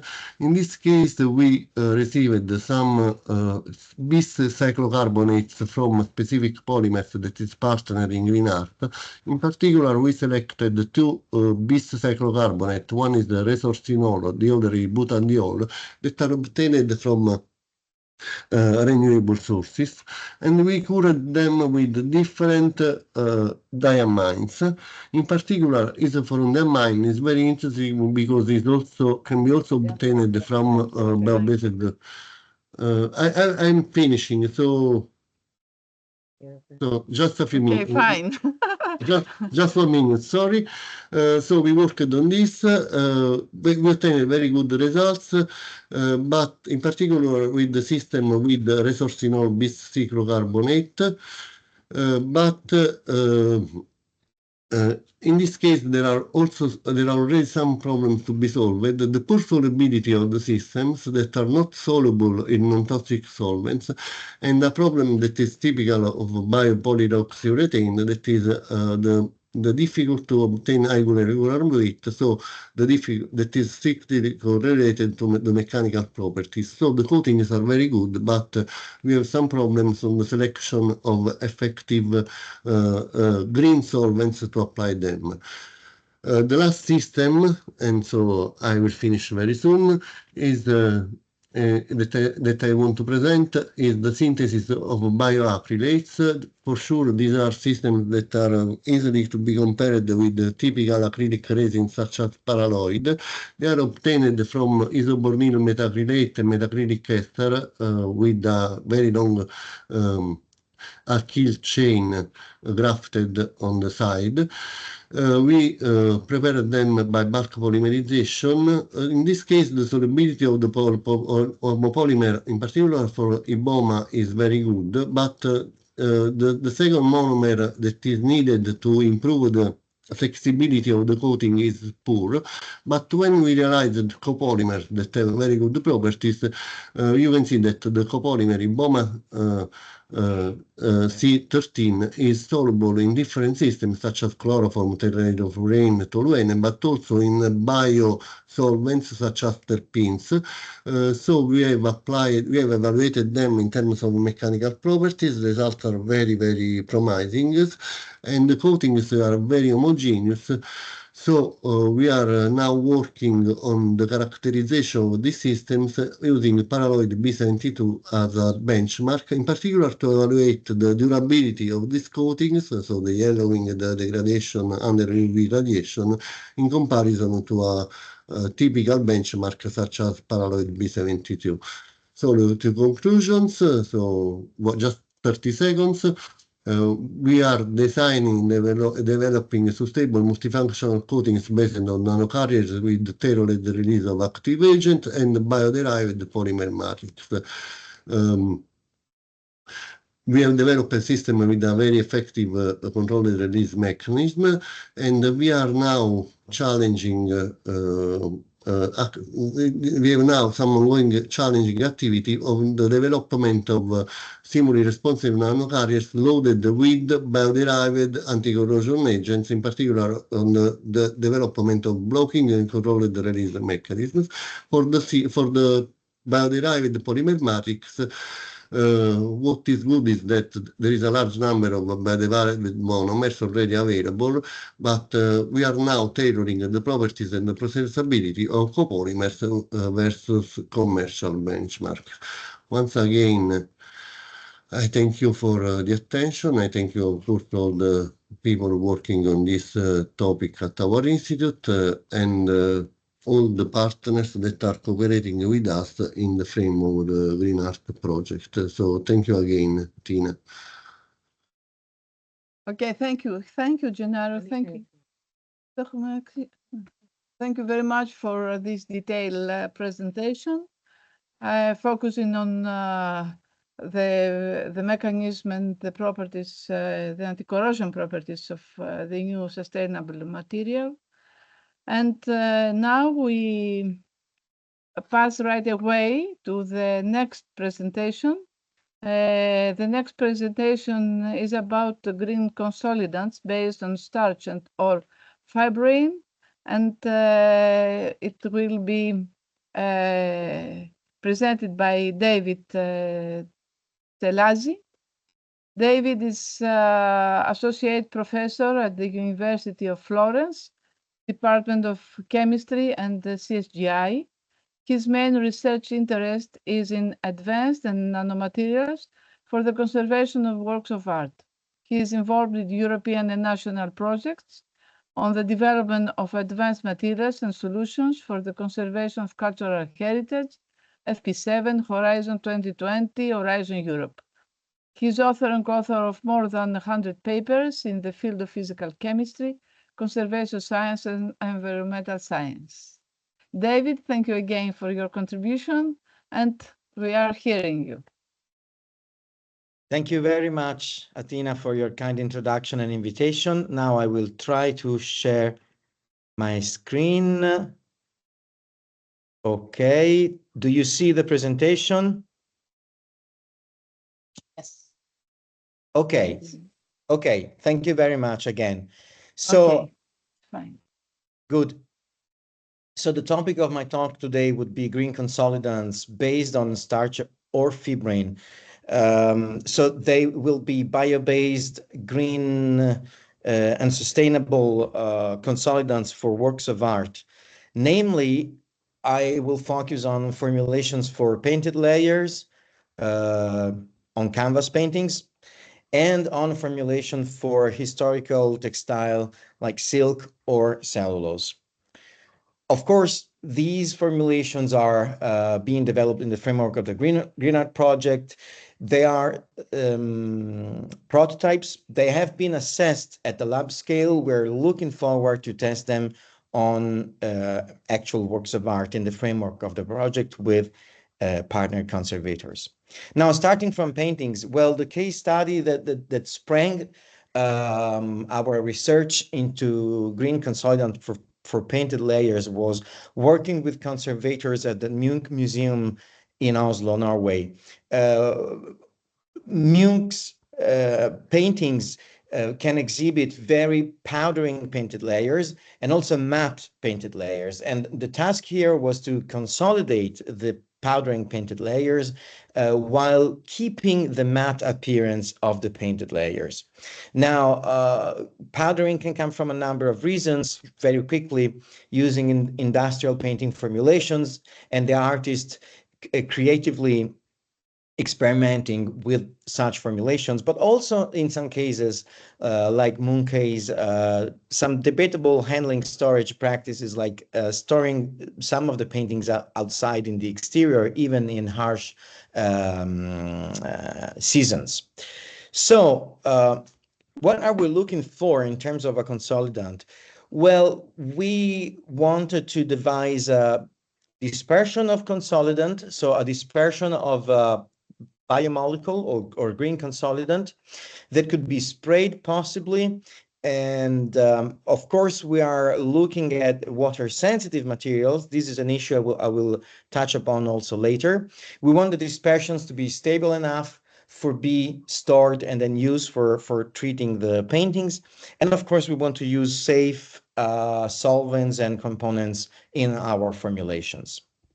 Now, we keeping in mind these requirements, we had a look to what's being done in the conservation practice, and starch is an interesting bioproduct because, of course, it's a green product, and it's already been used by conservators for the consolidation of painted layers. But what is normally done, bulk starch is taken and then used to prepare aqueous dispersions and then applied onto painted layers. But what we saw in the beginning is that if we do so, we get some surface coatings that are effective in surface consolidation, but they produce a very shiny coating on top. So the matte appearance of Munch's paintings or similar paintings would be turned into a shiny coating, and we don't want this to happen. Second thing, we were wondering, but this is probably also due to surface accumulation, so probably starch is not penetrating through the whole painted layer. So we wanted to improve on that. And the idea was to prepare starch nanoparticles that would be then dispersed in a solvent to get the spraying dispersion. And how could we get the starch nanoparticles? Well, one way to get them is nanoprecipitation in non-solvent. So essentially what we do is we take starch, we dissolve, for instance, in KOH, so alkali solubilization, and then we drop the starch solution into a solvent that is a non-solvent for starch, like, for instance, ethanol. In this case, the dissolved starch chain experiment a non-solvent environment, and they collapse, forming self-assembly aggregates like nanoparticles, if the conditions are set properly. So that is the basic principle. Then once you have the starch nanoparticles, you can essentially have the non-solvent evaporate and then disperse the particles, for instance, in a water ethanol medium to get the final dispersion. So in terms of making this process as green as possible, we had a screening of green solvents that we could use for the non-solvent precipitation, and also of solvent that we could use for dissolving starch. Well, in terms of dissolving starch, I already mentioned KOH, so alkali solutions. Another option is dimethyl sulfoxide. Now, if you have a look at the green scores of these two solutions, they're not completely in the green. This is a color classification that we have done based on green metrics for different solvents and solutions. But they are not in the red. So they can be used, okay, especially compared with other methodologies for starch dissolution that uses strong acids or temperature. These methodologies are more sustainable. And then after starch dissolution, for the non-solvent nanoparticles precipitation, we had a selection of non-solvents like alcohols, ketones, esters, or ethanol water solution, and they're all pretty good in their green metrics. So we basically tried all of them. Then after we get the nanoparticles, for the final dispersion, we used either water or water ethanol media for now.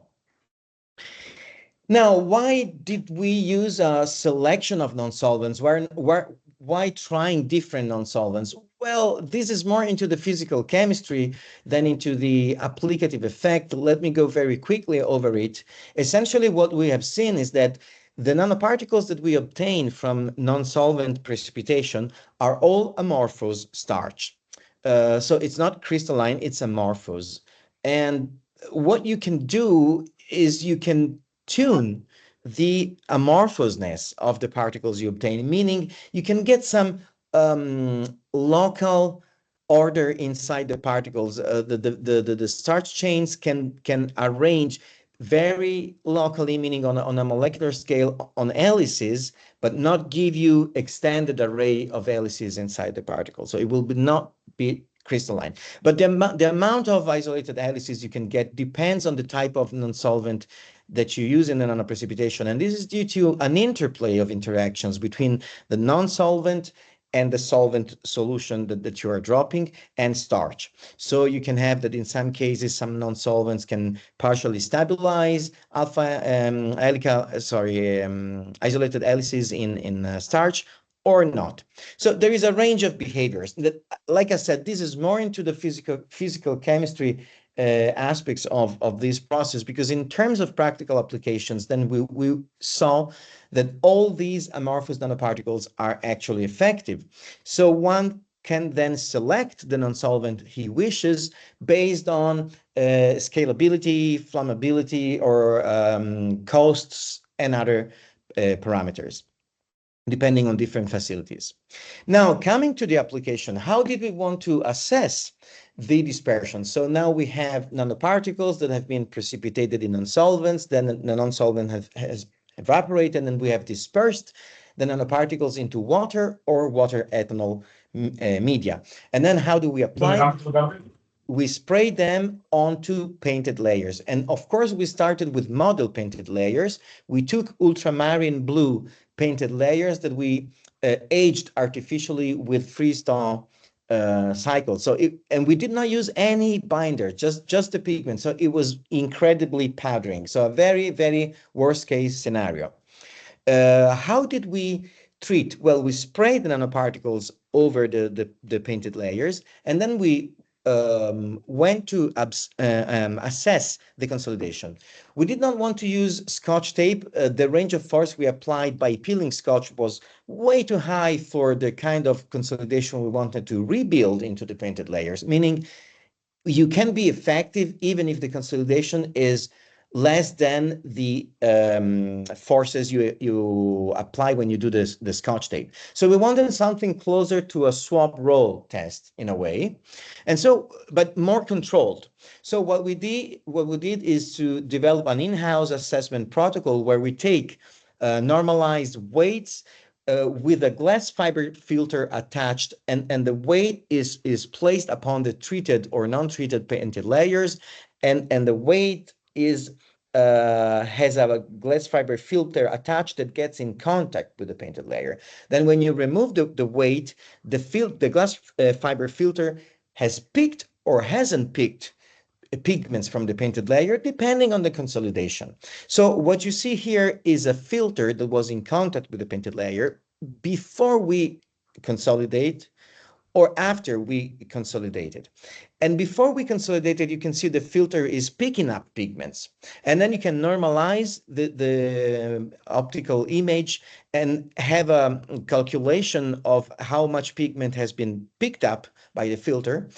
And then when you do so for the filters in contact with the painted layer after consolidation, you can see they do not pick pigments. And the consolidation is very effective in a way. So that is reassuring that we are consolidating to a good extent. And look, the spray application was 2 millimeters of nanoparticles dispersion, 5 grams per liter concentration in a 100% water dispersion.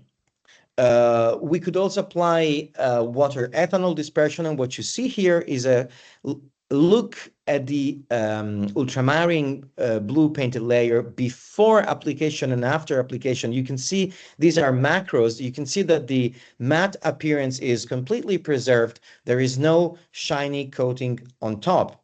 So this is very respecting the original appearance. Then if you compare with treatment with bulk starch dispersion, that is the regular practice by conservation, in the conservation practice, you can see how shiny the surface gets. Okay, while treating with nanoparticles, it stays matte. Then something we did was to map the presence of starch through the cross section. So what you see here, this is a false color infrared mapping of starch inside the ultramarine blue painted layers. These are cross sections. So on top you would have the surface, and on bottom you have the bottom end of the ultramarine blue cross section.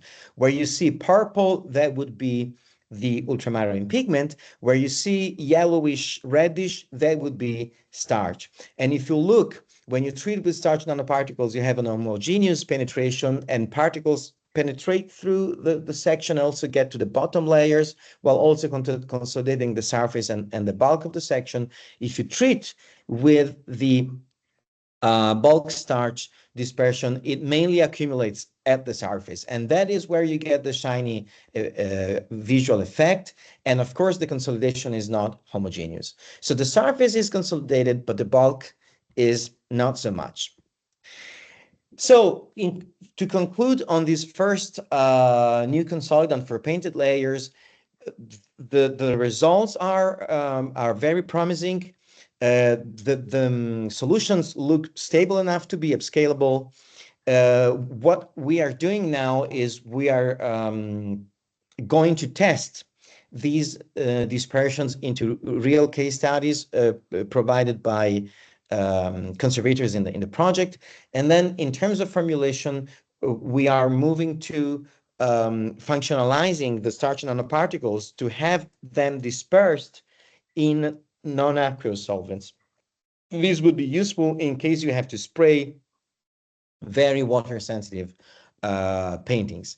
Then I have to say that also the spraying application can have some variables and parameters that can be tuned to make it non-invasive, even if it's in aqueous medium. But this, of course, you know as conservators.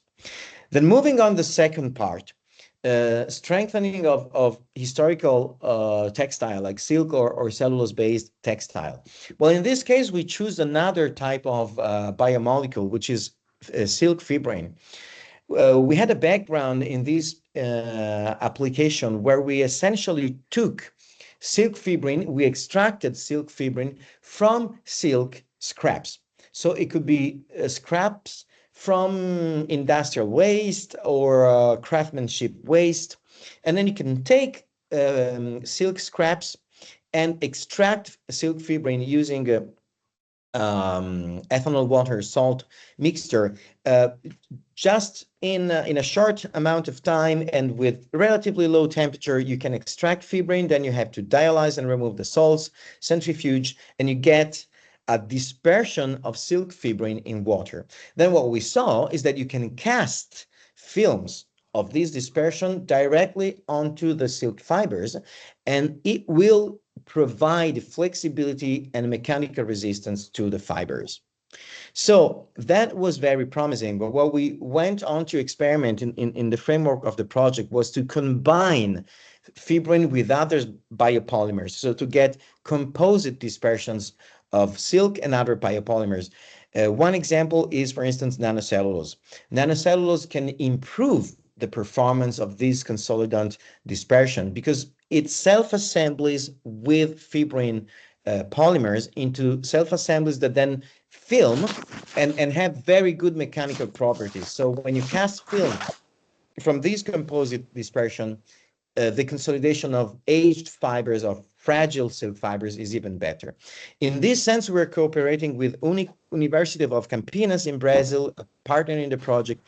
They are preparing cellulose nanofibers, cellulose nanocrystals, and even lignin nanoparticles, which might be useful because they also provide some UV screening, but of course they induce some coloration in the dispersions and also in the films. This is something we need to take into account.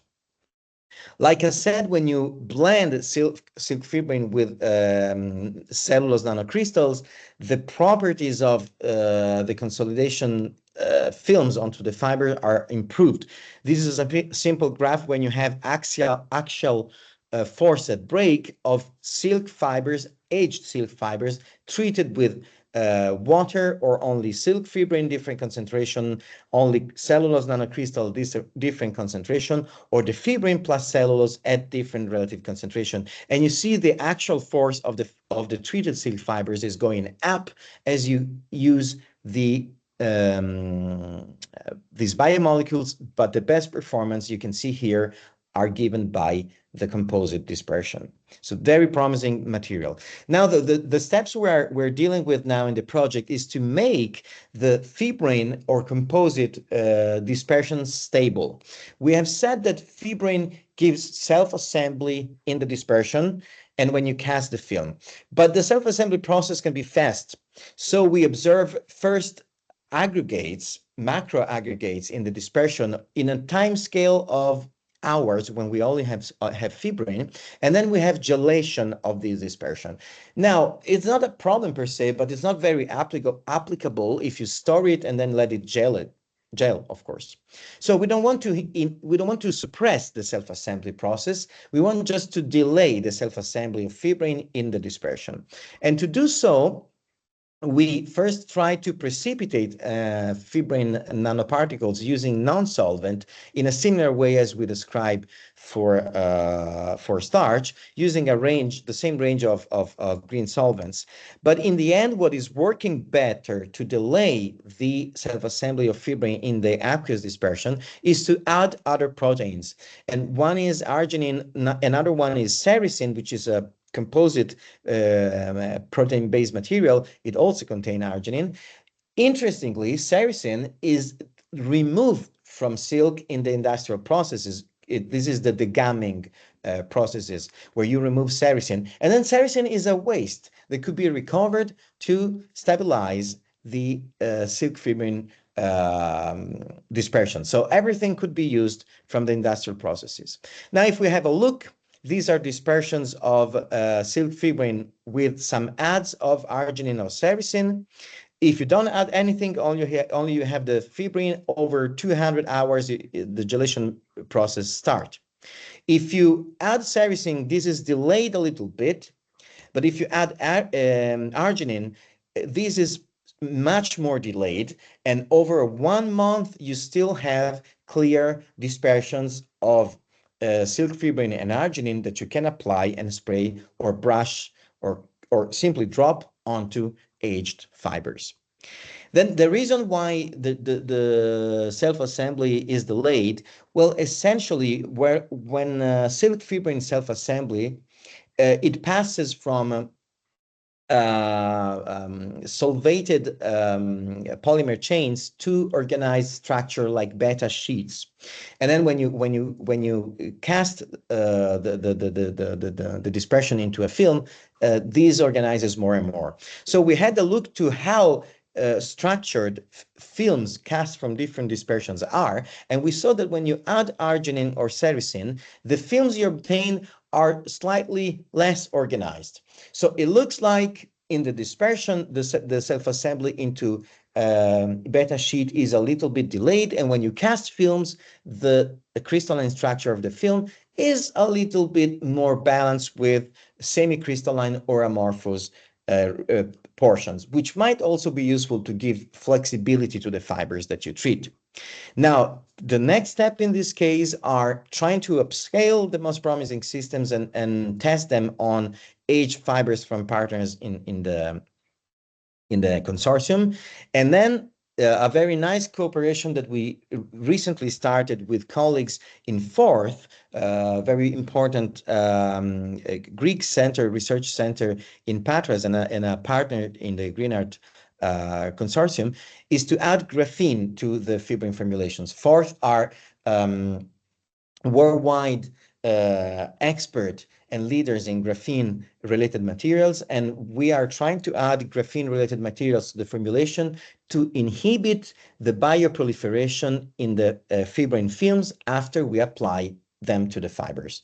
So we have something that is green, sustainable, but also resistant to microbial attack. So let's see how it goes with these formulations.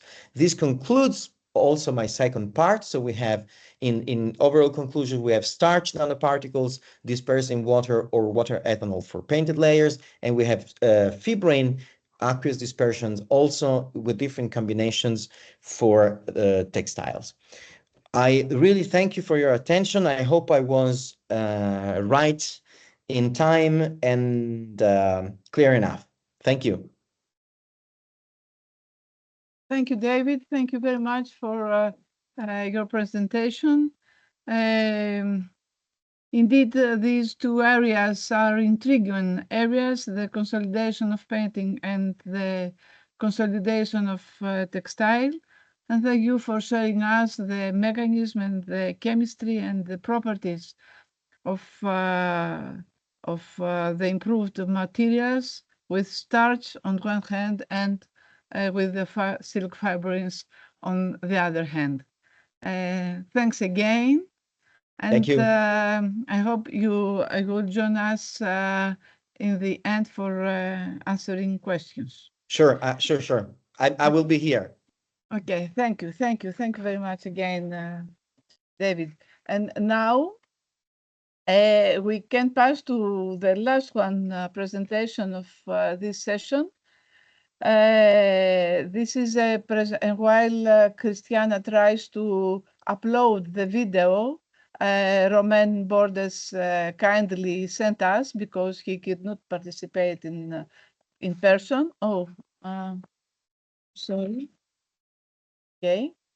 I will say a few words about Romain. Romain Bordes leads the research group at the Division of Applied Chemistry at Chalmers University of Technology in Gothenburg, Sweden. With a background of surfactant chemistry, he has directed his research towards the fundamental and applied aspects of dispersed systems. Since 2015, he has focused on using novel surfactants and nanomaterials for the conservation of works of art, with a strong emphasis on nanocellulose and silica-based materials. His activities within the European project GREENART focus on new consolidants and the development of novel absorbents. Romain also serves as a section editor for Current Opinion in Colloid and Interface Science and as an associate editor of Colloids and Surfaces A, Physicochemical and Engineering Aspects. So we are ready. We can, Yes. okay, we can go on. And I hope you can hear.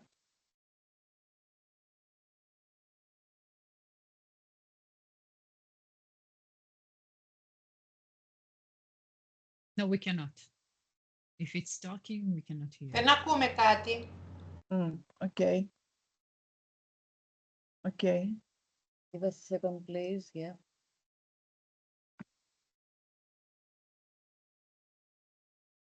Sure.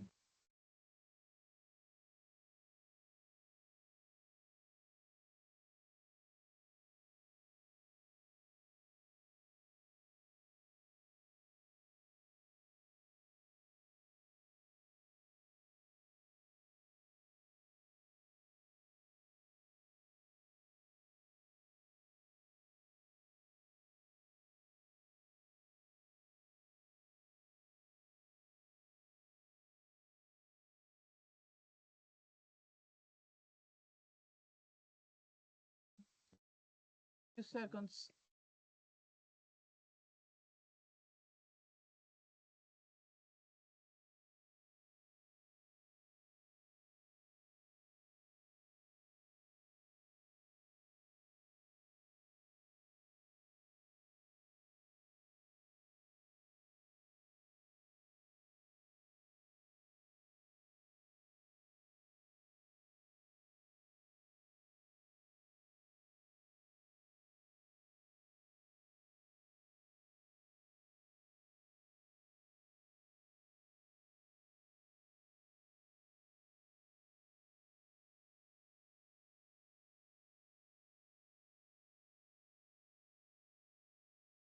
Well, I think that it's we proceed to the break now. We try to fix the technical problems. It's we have a 10 minutes break and we restart in 12:15. If you agree. Sure, okay for me.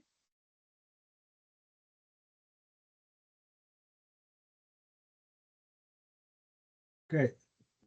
What time did you say?